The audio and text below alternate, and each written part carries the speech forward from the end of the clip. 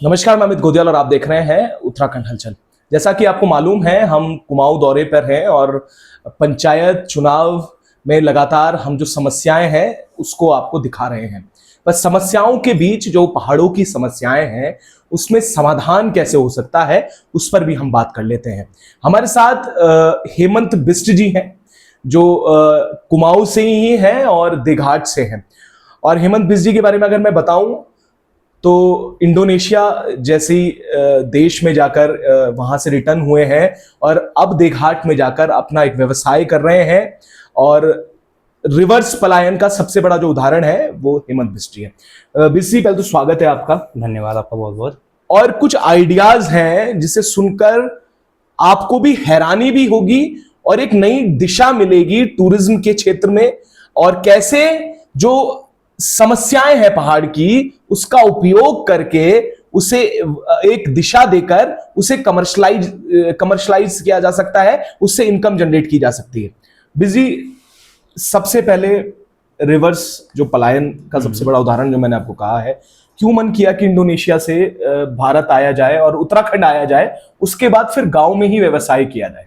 Actually हुआ क्या कि हमारी जो पैदाइश है वो यहीं की है और अपनी जो जमीन है उससे हमको बहुत प्यार है जी, है ना। हम यहीं पैदा हुए, हम चाहते हैं शुरू से ही। अब ये है कि हमारे जो ग्रैंड पेरेंट हैं उनका भी ये कहना था, भाई अपनी जमीन से जुड़ के रहना है हमेशा, इससे बाहर कमाओ, सीखो, वापस आओ और इम्प्लीमेंट यहीं करो जी। तो हम लोग यहाँ पर पल बढ़ के यहाँ से स्कूलिंग करके बाहर पढ़ाई करी, देहरादून पढ़ाई करी, उसके बाद से दिल्ली हायर जैसी कंपनी में मैंने 7 साल काम किया है। उसके बाद से फिर मैं इंडोनेशिया गया एक्सप्लोर करने के लिए और काम किया, करीब 4 साल वहाँ पर काम किया। उसके बाद कोविड आया, कोविड के टाइम पर अपॉर्चुनिटी भी मिली कि चलो यहाँ पर आए, और वहीं से कुछ ना कुछ हमेशा दिमाग में रहता था क्योंकि मेरे फादर भी जो हैं वो भी बिजनेस यहाँ पर ही करते हैं।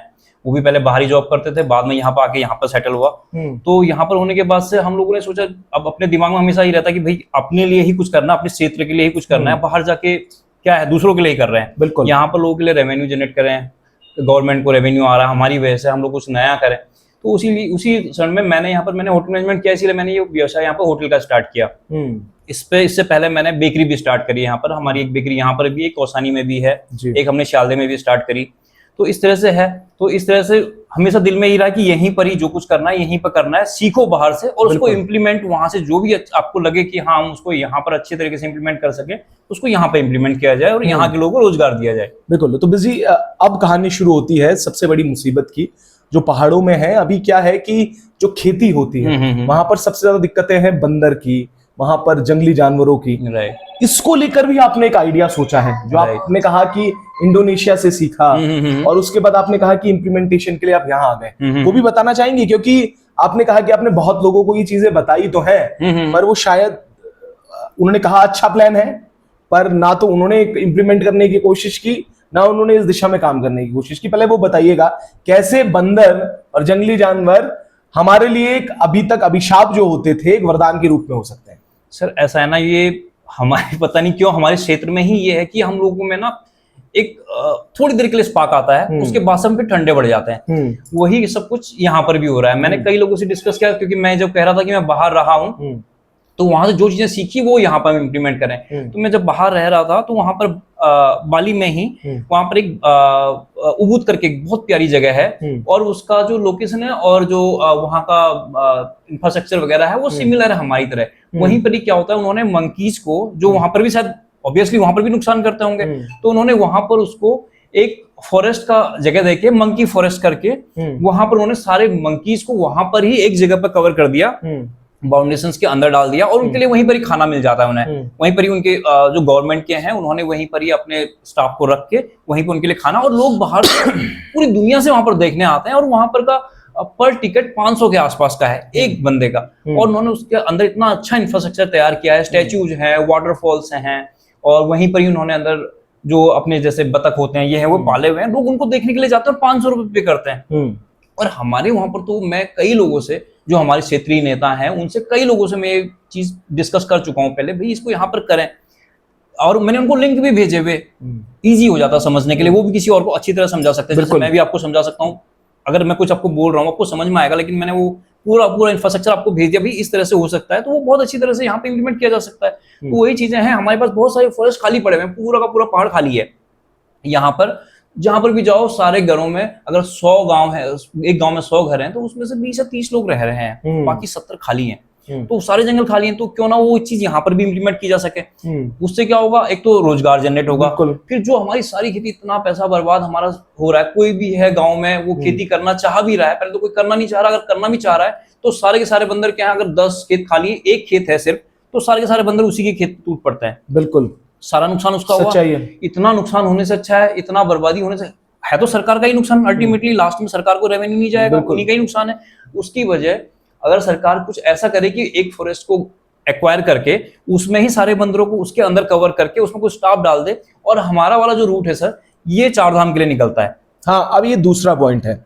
एक रहा कि किस तरीके से जो बंदर हैं उन्हें एक पर्टिकुलर क्षेत्र में उन्हें सीमित कर दिया जाए, और वहां से रेवेन्यू और प्लस जो सबसे बड़ा अभिशाप, जो खेती में सबसे बड़ा नुकसान हो रहा है, वो कुछ हद तक रुकेगा। दूसरा पॉइंट जो सबसे महत्वपूर्ण है, कैसे देघाट और या आसपास के इलाकों में जो टूरिस्ट हैं उनके फुटफॉल्स, मैं कहूं कि टूरिज्म जो पर्यटक आ रहे हैं उनकी संख्या कैसे बढ़ाई जा सकती है, उसको लेकर भी एक बड़ा अच्छा आइडिया है। जी सर, इसमें देखो 2 पॉइंट एक साथ में आते हैं। हमारे यहाँ पे एरिया निकलता है, अगर आप आते हैं कॉर्बेट से, रामनगर से निकलते हैं आप 4 धाम के, आपको चाहे हेमकुंड साहिब जाना, बद्रीनाथ, केदारनाथ, कुमाऊं वाला रीजन इस वाले साइड से निकलता है। तो इसमें क्या है, हमारे यहाँ से 2 रूट निकलते हैं। एक तो मास्की चौखोटिया हुआ निकलता हुआ है, उसमें हैवी डंपर्स चलते हैं और बाकी ट्रैफिक बहुत ज्यादा है। पीक सीजन में जब टूरिज्म का इसका सीजन होता है, अपना 4 धाम का सीजन, सारी की सारी गाड़ियां एक जगह चली जाती हैं, उससे ट्रैफिक भी बढ़ता है, एक्सीडेंट्स होते हैं, बहुत सारे लोग मारे जाते हैं। आपने कॉमन ही सुना होगा, क्योंकि रोड भी इतनी खराब है, ट्रैफिक भी बहुत ज्यादा उसमें। क्यों ना उसको केदार से या जैनल से डाइवर्ट करके इस देघाट से निकाला जाए। देघाट निकलता है रूट, सब कुछ रेडी है, सिर्फ क्या है, गवर्नमेंट को थोड़ा सा एक इनिशिएटिव लेना कि वो बोर्ड लगा दिए जाएं या वहां पर बैरियर्स लगा दिए जाएं जबकि यात्रा सीजन होता है। अगर वहां पर बैरियर लग जाएंगे, अगर उनसे आधे यात्रियों से कहा जाएगा भाई ये रूट भी सेम है, साफ रूट है, गड्ढे भी नहीं है इस रूट में इतने, जितने की कंपेयर टू केदार से नहीं, जैनल से कहा, मासी तक, चौखोटिया तक कहा जाए तो बहुत ज्यादा गड्ढे, इतने ज्यादा चांसेस हैं एक्सीडेंट के, बहुत ज्यादा। तो वो अगर यहां से निकलता है तो एक तो यहाँ का रूट भी दोनों में डिवाइड हो जाएगा, है ना। अगर यही जो मंकी फॉरेस्ट या इस तरह से कुछ वाटरफॉल्स वगैरह जो हमारे आसपास में और भी वाटरफॉल्स हैं, और एक नीचे पत्थर भी मैंने आपको बताया था कि नीचे एक पत्थर है जो कि केवल जनेऊ संस्कार में ही, उसका भी साइंटिफिक रीजन है उसके पीछे भी, उसको भी लोग एक्सप्लोर करें। वो इस रोड से निकलते हैं और उस रोड से अगर वापसी आते हैं तो दोनों साइड टूरिज्म बनता है। इस साइड के लोगों को भी रोजगार मिलेगा, जिससे कि चाय के टपरी वाला, कोई होटल वाला, कोई कुछ भी है, कि हर किसी के पास रोजगार आएगा, और जो लोग आ रहे हैं उनकी भी सेफ्टी हो जाएगी, क्योंकि वो उतना एक्सीडेंट और ट्रैफिक से बच जाएंगे। बिल्कुल, तो इस रूट से निकलेंगे, दोनों साइड डिवाइड हो जाएगा। ये भी रास्ता भी सीधा गैरसैंड निकला, थोड़ा उससे शॉर्ट ही है और अच्छा ही है, थोड़ा उससे साफ ही है। अगर सिर्फ और सिर्फ उसमें अगर डीएम साहब या एसडीएम साहब या हमारे जो पुलिस के अधिकारी हैं वो यहाँ पर बैरियर लगा दें केदारपुर और जैनल पे, या उसमें बड़े बोर्ड लग जाएं भाई यहाँ से हेमकुंड साहिब इतना है, बद्रीनाथ केदारनाथ इतना किलोमीटर है और ये भी रास्ता वहां के लिए जा रहा है, तो जो भी यात्री आते हैं, जब मैं जाता हूँ कहीं तो 100-200 गाड़ियां एक साथ निकलती हैं हेमकुंड साहिब के लिए। बिल्कुल, तो कितना ट्रैफिक हो, तो जो आ रहा है उसके लिए रूट इतना कंजेस्टेड है हमारा, आपने देखा ही है, उसमें डबल 2 गाड़ियां आसपास हो नहीं सकती, इतना ट्रैफिक बचेगा, एक्सीडेंट्स बचेंगे अगर ये वाला रूट से चला जाए, और दोनों साइड टूरिज्म बनने से दोनों को रोजगार भी मिलेगा। तो ये देख सकते हैं कि ये 4 धाम के लिए भी बड़ा एक अच्छा आइडिया है, क्योंकि जिस तरह से जो संख्या होती है, अगर उसमें जो ट्रैफिक का लोड कम करना है तो कुछ रास्तों को डाइवर्ट कर दिया जाए और इस तरफ से देघाट से मोड़कर, एक तो टूरिज्म का जो ये क्षेत्र है डेवलप होगा, दूसरा जो लोड है, ट्रैफिक लोड है, वो भी कम हो जाएगा। ये 2 बहुत महत्वपूर्ण आइडियाज हैं, जिसे हम ये कह सकते हैं कि जो कहीं ना कहीं अभिशाप है वो वरदान का काम करेंगे। तो अभी तक इस विषय में किसी से बात हुई जी? मेरी क्षेत्र में जितने भी हमारे जनप्रतिनिधि हैं और जो हमारे नेताजी लोग हमारे लोकल में हैं, यहाँ तक कि मंडल अध्यक्ष वगैरह, सबसे मैंने ये चीज डिस्कस करी हुई है और सबको मैंने लिंक भेजे हुए भी हैं। उनका भी कहना है, हमने कई बार मेरे सामने ही उन्होंने लोक निर्माण विभाग के अधिकारियों को फोन भी किया इस बारे में, जो बोर्ड के उसमें है, लेकिन उसका कोई पिछले 3-4 साल से मैं यहाँ पर हूँ, कोई अभी तक तो कुछ हुआ नहीं ऐसा। अब कभी आचार संहिता का कुछ बहाना दे दिया जाता है, कभी कभी हाँ जी हो जाएगा, अच्छा इनिशिएटिव आपका, अच्छी सोच है, हो सकता है, क्यों नहीं हो, बहुत चीजें, लेकिन कभी हुआ नहीं आज तक ऐसा। 3-4 साल बहुत लंबा टाइम होता है और इसमें कोई खर्चा भी नहीं है। हम चाहें तो इसको हम खुद अपने खर्चे पे करवा सकते हैं, इसमें कोई बड़ी खर्चा नहीं है कुछ भी इसमें बोर्ड बनवाने में, लेकिन गवर्नमेंट के नियम अनुसार हम लोग ऐसा नहीं कर सकते उसमें। अभी एक उम्मीद जागी है क्योंकि जो सचिव पर्यटन है धीरज घबरियाल साहब, वो एक अच्छे विजनरी व्यक्ति भी हैं, अधिकारी भी हैं, जिनके विजन में उन्होंने लगातार टूरिज्म क्षेत्र पे, और जहां पर भी वो एज अ डीएम रहे हैं, जिलाधिकारी रहे हैं, तो उन्होंने टूरिज्म के परिप्रेक्ष्य में भी काफी डेवलपमेंट किया है और अब तो वो खुद सचिव पर्यटन बने हैं। तो उम्मीद है कि जो सजेशन हेमंत बिष्ट जी ने दिए हैं वो जरूर वो सोचेंगे और इंप्लीमेंटेशन की ओर काम करेंगे, और हम भी उनसे वार्ता करेंगे, उनसे जरूर ये जो पूरा बात कही है जिससे बंदरों की समस्याएं, जंगली जानवर को भी हम सीमित कर सकते हैं। बिल्कुल। जो जंगली जानवर सुअर इस तरीके की, इस पे भी इम्प्लीमेंटेशन किया जा सकता है। थोड़ा सा काम जरूर शुरुआत में ऐसा लगेगा कि थोड़ा सा समय लगेगा, थोड़ा सा एफर्ट्स लगेंगे, पर जब ये सारी चीजें तैयार हो जाएंगी तो ये एक रेवेन्यू मॉडल के रूप में होगा, टूरिज्म में एक अच्छी एक अपॉर्चुनिटी के रूप में होगा, और पहाड़ का जो विकास है उसके लिए हेमंत बिष्ट जी जैसे कई युवा हैं जो लगातार प्रयास कर रहे हैं, अपनी बातों को रख रहे हैं, पर सही माध्यम नहीं मिल पा रहा है और सही व्यक्ति तक बात नहीं पहुंच पा रही है। ये जरूर है कि अभी ये वीडियो जब घबरियाल जी के पास जाएगी तो उम्मीद है कि वो इस पर कार्य भी करेंगे। एक छोटा सा संदेश बिष्ट जी पहाड़ के युवाओं के लिए, और जो लोग पलायन कर चुके हैं उनको भी एक मोटिवेशन के रूप में क्या कहना चाहेंगे? मैं तो बिल्कुल एक खुले दिल से कहना चाहता हूं कि जो सैलरी आपको बाहर मिली उससे अच्छी सैलरी हमारे पहाड़ में आराम से आपको सरकार पेंशन दे रही है, आपको सरकार यहाँ पर अच्छा खासा रोजगार आप खुद जनरेट कर सकते हैं जितना बाहर कमा रहे हैं। मैं ये नहीं कहता कि कई ए क्लास होंगे, कोई बी क्लास में होंगे, उनके लिए तो इतना नहीं अपॉर्चुनिटी है, लेकिन जो छोटा स्केल है मिल्क के लिए, आप विश्वास नहीं करेंगे सर, हमारे यहाँ पर करीब 200 दुकानें हैं, हर दुकान पर 2 से 3-4 बॉक्स पर डे के दूध के बिकते हैं। लेकिन जो आसपास के गांव में से सारे बंजर है ना, वहां पर खेती कोई कर ही नहीं रहा। देखो सारे सामने दिख रहा, सारे बंजर हैं। अगर एक दो गाय भी कोई पाल के दूध में कर सकता है, उसका रोजगार वैसे ही निकल जाता है। बाहर क्या 10-12 हजार रुपए की सैलरी, 15 हजार रुपए, उसमें उसको अपना घर भी चलाना है, रेंट भी देना, बच्चे भी हैं, सब कुछ है। यहाँ पर 70 रुपए लीटर दूध बिक रहा है। तो एक गाय अगर कुछ नहीं भी तो 5 लीटर एक टाइम तो 10 लीटर हो गए, 700 रुपए हो गया। खर्चा क्या आया उसका? सिर्फ मेहनत ही तो है, थोड़ा सा मेहनत तो है, और अपना घर सब कुछ देख रहा है, फ्री का राशन मिल रहा है उनको, सब कुछ मिल रहा है। उसके बाद भी लोग बाहर जाके पता नहीं क्यों खुश है, मुझे नहीं समझ में आता। पर यहाँ पर आए, अगर वो करें तो अच्छा खासा रोजगार हमारे यहाँ पर भी है। कुछ एक चीजें, हाँ मैं कहूंगा बहुत बुरी हालत है हॉस्पिटल्स की। वहां पर हमारे यहाँ पर एक केंद्रीय विद्यालय का कब से बहुत लंबे टाइम से स्कूलिंग की वजह से ज्यादातर लोग हमारे यहाँ से माइग्रेट हुए हैं, स्कूलिंग और हॉस्पिटल की वजह से, है ना।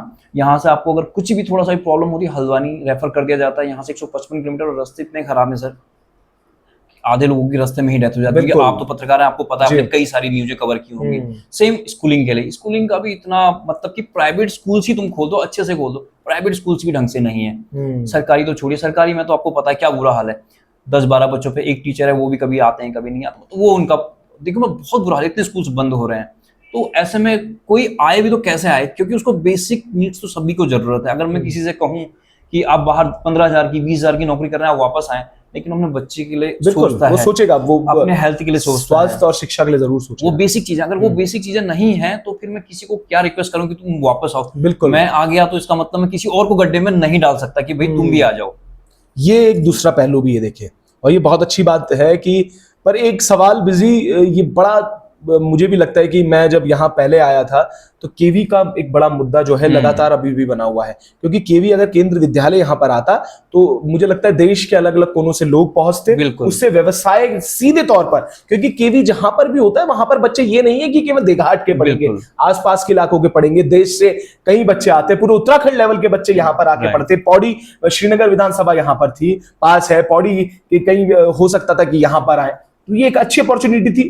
टूरिज्म भी बढ़ता, फुटफॉल्स बढ़ते, और देघाट का जो नाम है वो थोड़ा हाँ नाम भी होता है, और फिर यहाँ के लोग जो बाहर जाके सिर्फ और सिर्फ पढ़ाई के लिए बाहर जा रहे हैं वो ही यहाँ पर रुक जाते, तो उससे भी काफी कुछ हो सकता था। लेकिन वही है कि ना पॉलिटेक्निक बन पाया हमारा, ना यहाँ पर हमारा केंद्रीय विद्यालय बन पाया। सब कुछ उनको, अब जब भी आप देखो पूछो तो कहते हैं हाँ जी इस सत्र से शुरू हो जाएगा, इस सत्र से शुरू हो जाएगा। मैं जब यहाँ पर 11वीं 12वीं में पढ़ता तब से वो चल रहा है। आज मैं उसके बाद होटल मैनेजमेंट करने के बाद कम से कम 14-15 साल नौकरी करने के बाद आज मैं यहाँ पर हूँ, फिर भी वही स्थिति है। तो क्या उन ग्रामीणों के लिए जिन्होंने अपनी जमीन इस तरह से दी, उन पे क्या गुजरती होगी? मैं तो एक क्षेत्र का मुझसे 4-5 किलोमीटर ऊपर है, वो 3-4 किलोमीटर के आसपास होगा ऊपर, लेकिन जिन्होंने अपनी जमीन दी, आज की डेट में कोई भाई भाई मर जाता है एक जमीन के लिए, उन्होंने पूरी जमीन अपनी सरकार बिना कंडीशन के दे दी, तो सोचो उन पे क्या गुजरती होगी सर। और उससे भी बड़ा दुर्भाग्य हम लोगों के बच्चों का, जो कि आज हमको अपने बच्चों को यहाँ पढ़ाना पड़ रहा है सिर्फ और सिर्फ मजबूरी की वजह से कि हम यहाँ पर हैं, हम अपने बच्चों को तो भेज नहीं सकते बाहर, हम यहाँ पर जॉब करें। लेकिन उनका अगर ये सब चीजें जो बाहर चले गए हैं, वो लोग रिवर्स तो होते ही, अगर उनको अच्छे स्कूलिंग और अच्छे हॉस्पिटल मिल जाएंगे तो वो वापस तो आएंगे ही। तो फिर जब बेसिक चीजें हो जाएंगी तो जरूर मेरे हिसाब से लोग वापस आएंगे सर। देखो, समस्याओं का हल भी है, समस्याएं भी हैं और कारण भी हैं। देखिए, तीनों चीजें एक साथ हैं, समाधान, समस्या और समस्या के कारण।